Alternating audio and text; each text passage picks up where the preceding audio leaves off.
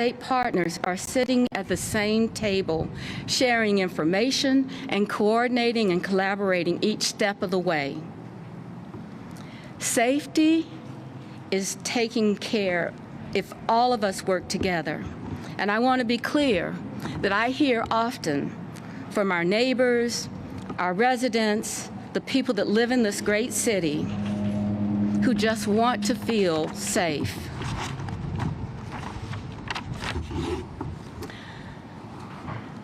I live in the city. I've lived in the city since I was in college, and I understand what it means to be safe. I take this personally. I want my grandchildren to grow up and be a part of this city. And that means that we have to change and make things possible for them and the next generation and the next generation after that. We owe that not just to those of us that are here today, but we owe this to Irena's family and to every person that ever thought about we should ride the bus or the train for whatever reason. I'm committed to this work, and we won't stop until our system is as safe as it can possibly be. Part of making sure the system is safe is making sure that everyone who uses the system needs to pay their fair share. Everyone in this region is being asked to support the transit system with the 1 cent mobility referendum on November the 4th.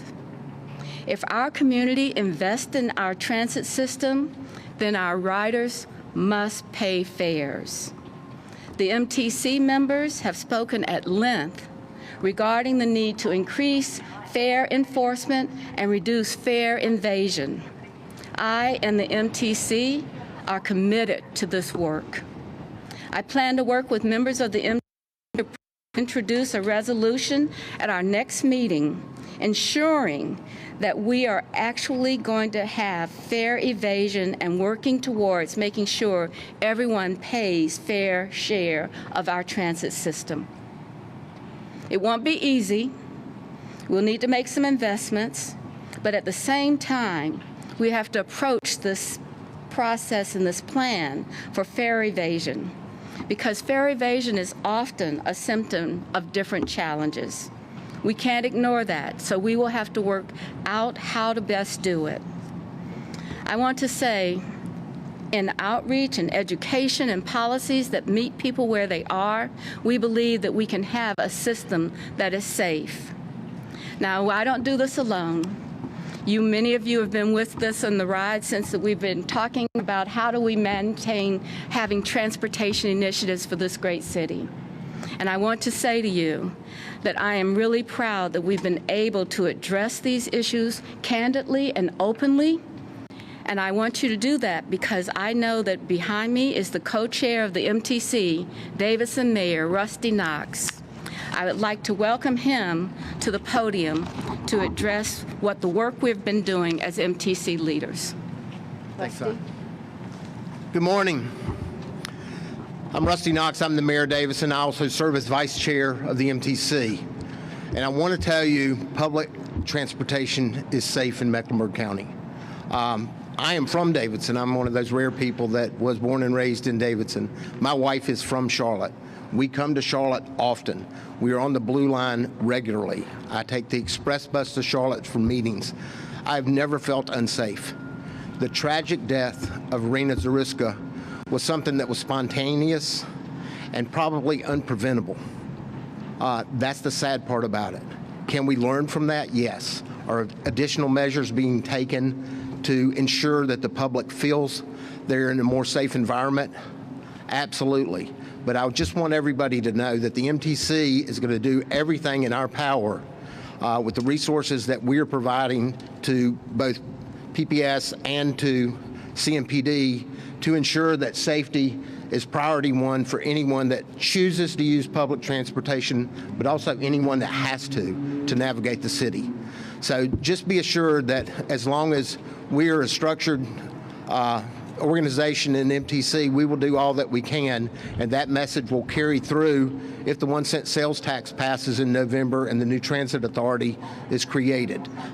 Safety has to be paramount. It has to be the most important thing besides just making sure that the trains run on a 10-minute cycle and the buses run on a 15-minute cycle.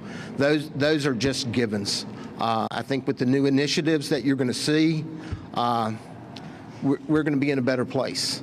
But I will promise you, the one thing that Mayor Lyles alluded to was fare evasion. That's one thing that we've got to solve, and I think taking those measures will be first and foremost at our next MTC meeting coming up this month. So, with that, I'm going to defer to City Manager Marcus Jones at this time. Again, thank you for being here. Thank you for the interest, and know that you can reach out to myself and the other board members if you have any further questions. Thank you. So thank you, Mayor and Mayor. I'm Marcus Jones, City Manager of Charlotte, and I wanted to start off by just saying how important public safety is to our city. It's what we do. The City Council has spent the better part of the last year and a half having discussions around public safety, and what's very clear is that while there are many things that we can do, there's more that has to be done. We have multiple city departments and multiple agencies that play a role in safety. But in terms of the city of Charlotte, about 40% of our general fund budget is solely for police. So that's 40% of our general fund budget supports police. When you add fire to it, it's about 60% of our general fund budget. Over the past several years, we have made tremendous investments in public safety, and we would go back to even 2019. What I do is I have opportunities with our Public Safety Pay Plan Committee, which is made up of police and fire, and we talk about what's important for attracting great people in public safety, as well as retaining them. So since 2019, we've increased the starting salary for police by 34%, and the top-out salary by 41%. What we had to do is undo a bunch of things that happened during the Great Recession, where it took longer for police officers and firefighters to top out. So we were able to have, through different policies and initiatives, have police officers top out earlier, which is very significant for CMPD. But we also did things around second and third shift where we provided more funding. We added more recruit classes, and we're seeing retention trend in the right direction, and we're seeing vacancies trend in the right direction also. But also we've taken some steps to make sure that those jobs and positions that police officers were handling, for instance, like a captain who is overseeing the 911 center, how could we change those to civilians? And we were able to take vacant positions, change those to civilian positions so that we can have more officers patrolling the streets. You may have seen the 16 civilian crash investigators that we have, again, freeing up hours for police officers to patrol. The same thing with 40 sworn vacant positions that we've converted into civilian positions. We will continue to work with our partners. During the past several months, we've worked with community leaders, we've worked with the business community with a focus on a comprehensive plan as it relates to public safety. More will come in the next week or two, but I want you to know that we've focused on various areas in our city, starting with the uptown, but not limited to the uptown. We have additional resources in our central division. We have targeted patrols, and we have targeted response for intervention and outreach. We're working more to make sure that we can keep our community safe.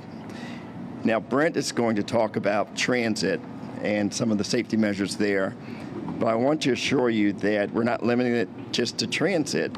How can we make sure that our entire community feels safe and we have the resources to make sure that we can back that up? So I'll turn it over to Brent.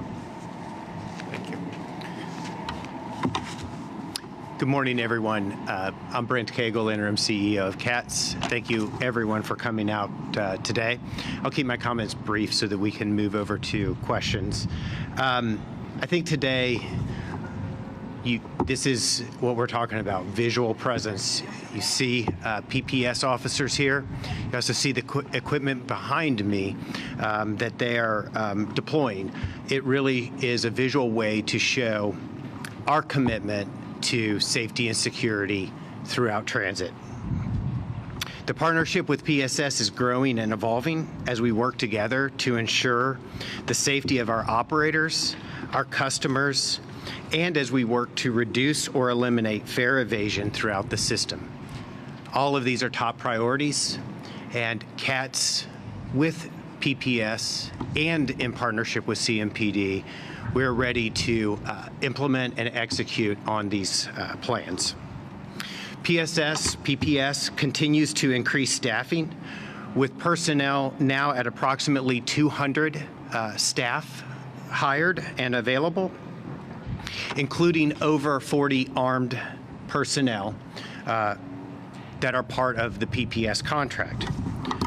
All of these personnel are backed up and supported by 24 FTE or 966 hours per week of off-duty Charlotte-Mecklenburg Police Department officers.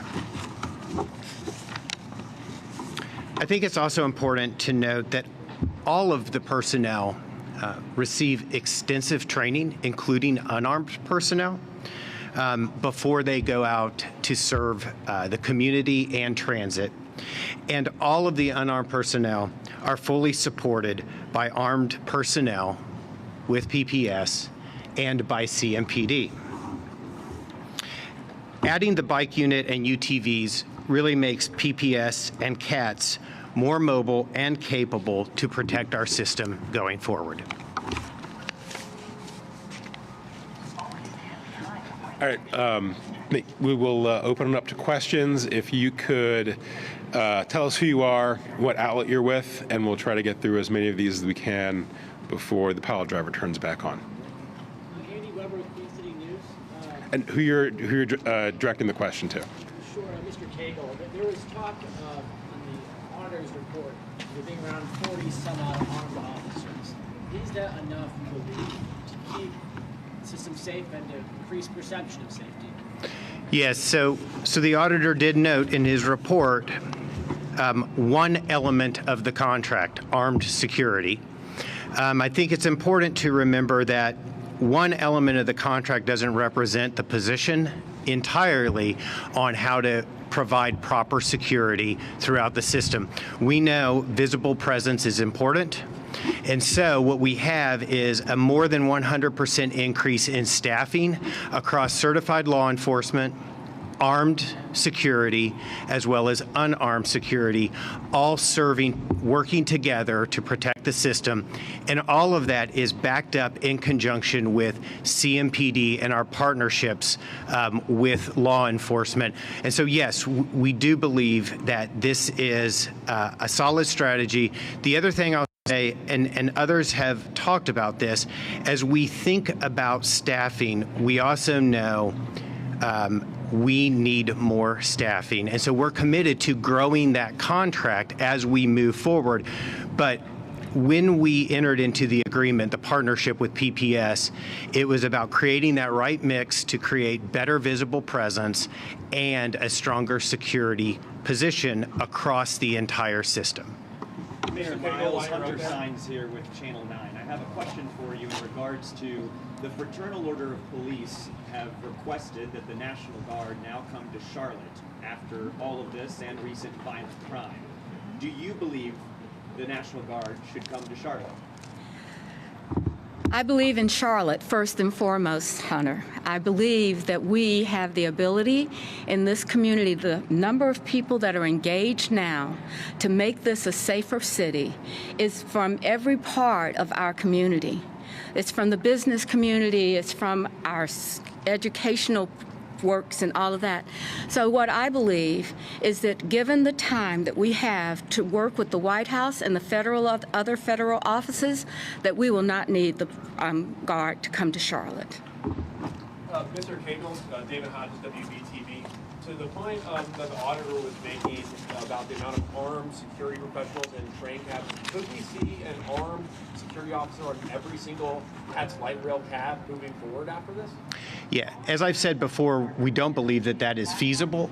We also don't believe it creates a force that can stay mobile to respond throughout the system.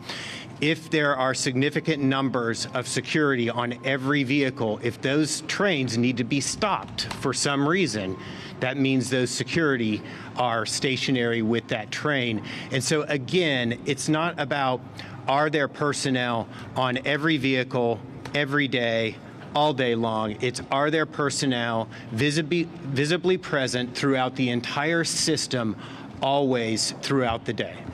Can I also ask how that intersects with the bus system? Because just to remind everyone, Carlos Brown Jr. got to the light rail by riding the bus. He entered the stop closest to the roof above. There are assaults our viewers have seen on buses frequently. How is CATS going to address safety issues on buses where some of these people are often entering the light rail system? Yeah, so buses are the backbone of every transit system. And just like light rail, buses need to be safe. Passengers need to feel safe when they're riding buses. And so again, these measures aren't just about the blue line or the rail, it's about buses as well. And again, I'll reiterate, everyone needs to have a ticket. Fare evasion, we will be focusing on reducing or eliminating fare evasion as we move forward, and that is across the entire system, whether it's buses, rail, all of our modes. Marcus, Hunter again with Channel 9. I have two quick questions for you. We talked about hiring off-duty police officers to help in this effort. What percentage of those slots are being filled or are filled? So I believe that we have about 800 hours of off-duty police officers. I love the way you framed it, because that means we're not taking anybody that's actively patrolling off the street for this purpose. And my understanding is that all of those slots have been subscribed. Yeah. Yes. Yes. Respectfully, it's not what I have heard from people internal in the department, but I will say they are not being paid, I've learned, through their city paycheck, which means their overtime can't strategically be used towards their pension. They're instead getting paid through power detail. They're getting paid $80 an hour, so I hear. Why not make that incentive to pay them through their city paycheck for this off-duty work? So I'll start off with the process. So with off-duty, it's no different. The CATS is no different than any other entity. So there's an off-duty rate, and they are being paid through CATS funds and not through the city's general fund, just like an off-duty for another entity. But there are other off-duty entities that are paid through their city paycheck.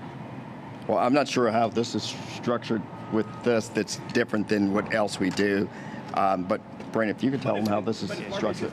If not to incentivize to fill more off-duty officers on there, I think the biggest question here is then, is the city trying to save money over keeping the community safe? No, not at all. Again, my understanding is that this has been subscribed to, maybe even oversubscribed, but let's just say that I've not heard up to this point that there has been an issue with the off-duty officers filling the slots that CATS has made available. Frank Cagle, Brett Jensen, WBT Radio. In terms of making sure that everyone has a ticket to get on the light rail or whatever, the people that you're going to have there checking the tickets on the light rail itself, are they going to be women? Are they going to be men? Are they going to be able to defend themselves to prevent someone getting on who really wants to get on, like DeCarlos Brown? How will that happen? Because if there's someone that can't handle themselves, we'll be back here in 2 years from now talking about how someone was assaulted trying to prevent someone from getting on while trying to check tickets. So they will all be trained security. That's where we are now. We will be looking at, and we've said this publicly, many transit agencies have transitioned fare inspection or ticket checkers over to non-security, and we do intend to evaluate that and possibly execute that. They are then trained for how to de-escalate and how to handle those situations, but they are not there to provide a security function. They are there to be supported by security as they're conducting their activities. Right, so how would they prevent someone from actually getting on if they wanted to get on? And the person They're not there to prevent someone from getting on. They're there to identify someone who hasn't paid, and if that person refuses, security is there to remove them from the system. Rick Cagle, Kenneth Lee, WFAE. Are you guys thinking about adding turnstiles to the Casper Bureau? That has come up frequently for the Blue Line. The Blue Line was constructed originally as an open system versus a closed system. Closed systems have turnstiles, open systems do not. It is not something that we have looked at, but certainly it's something that we'll continue to have conversations about with the MTC or ultimately the Transit Authority if this referendum passes on November 4th. Could we pose the same question to Mayor Lyles and Mayor Knox, since y'all will be dealing with a lot of the policy? Is considering turnstiles, barriers to limit physical access, something that y'all would consider for limiting variation? Well, I think the issue also is providing safety for everyone that gets on is most important. But the one thing to look at when we're looking at the Blue Line, for example, is the frequency at which it runs. We're roughly on an 8 to 10 minute cycle right now on the Blue Line. The turnstiles potentially will slow that system down. If it slows it down in the event, and because of safety, I think that's a good thing. But you know, it's a convenience thing too for a lot of people to know that I can catch the Blue Line every 10 minutes and I can get to and from my job or to and from a doctor's appointment or whatever. Now with turnstiles, if it ends up being 15 minutes or something, you got to weigh that option, and I think safety will be first and foremost, regardless. Yeah, with all due respect, New York City, they use turnstiles everywhere for the subways, be it Boston, be it DC, be it Chicago. Right. Why not here? If Well, it's okay for them. It'd be all right for us. I think that's something that we now have to look at. I think for me, and I've been riding public transit since I got elected in 2017, and I've always felt safe. And I think most of us that use public transit are of the same mindset. We've always felt safe until August 22nd. And if this is the catalyst for making a more safe environment for everyone that chooses or has to ride public transit, I think that's a great thing. But, you know, for me, I was on the Blue Line this weekend. I didn't feel unsafe. I was on the Blue Line 2 weeks before Irina Zaruska passed away. I didn't feel unsafe. So I think that's the most important thing is looking at what public transit is in Mecklenburg County. It has been a safe method to get around our county. One thing, let me follow up on this too. So you make a good point. The subways that you referred to are closed systems. Atlanta, New York, Boston. We don't have a subway. We have a light rail system, and the norm for light rail systems is just like ours. They're constructed as open system. There are pros and cons to that, but what I would say is when you have an open system like we have, like we chose to have, it does not mean that you can't enforce fares. It means that you enforce fares differently, and that's what we're talking about. The other thing I'll say is all of those closed systems that you talked about all deal with fare evasion. New York City, the MTA just recently did a study saying that they lose between $700 million and $1 billion a year in fare evasion. So those closed systems, they are built that way, and they do have those turnstiles. Open systems are by design not built that way. Now, some of the things that open systems bring is that hop-on, hop-off nature of the Blue Line. It's also integrated into the community. We see that, whether it's in South End, Uptown, NoDa, we see how it's part of the community. It's part of the fabric of what makes these all of our neighborhoods great. The last thing I'll say is, again, and I'll reiterate, with an open system, there are absolutely ways and we've talked about these, how we increase our presence and reduce to eliminate fare evasion. It's everything from validators to personnel, boots on the ground, people, and those are all of the things. I am only aware of one system in the U.S. that has actually tried to convert an open system to a closed system. It's St. Louis. And again, they have just done that, and so we'll continue looking at it. But I want to stress that open systems are by design. They are very different than subways. I know we think about trains are trains, but subways, light rails, streetcars, all of those are very different, and they have different operating characteristics. And our Blue Line is very similar to other light rail systems across the country. Conflict, two more. We know that what happened on the Blue I think Line, that there's a young lady that's raised her hand right there. Stephanie has a public section news. Mr. Cable, can you explain how the UTVs and bikes will improve safety in bus and rail? And will these officers be? So again, the PPS, PSS contract has a mix. So the officers are a mix of certified law enforcement, armed and unarmed. All of those officers are deployed throughout the system. What this does, especially in areas like Uptown and South End, where it is very difficult to reach some of these platforms by vehicle, this extends their reach, and it also gives them the ability to respond much more quickly. And the last thing I'll say about the UTVs and the bikes, partnered with the mutual aid agreement that was unanimously approved by City Council just 2 weeks ago.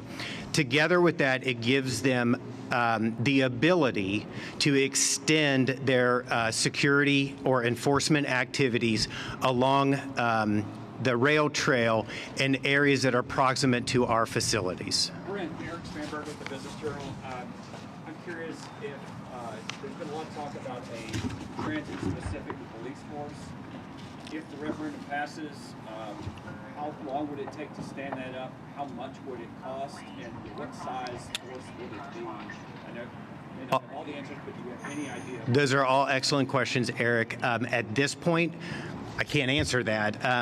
It would be part of, if this passes on November 4th, part of that kind of conversation associated with the transition. There are many questions about how CATS as a city department would then transition to become part of a transit authority or an independent transit authority. I think that all of the questions you asked are part of that transition plan.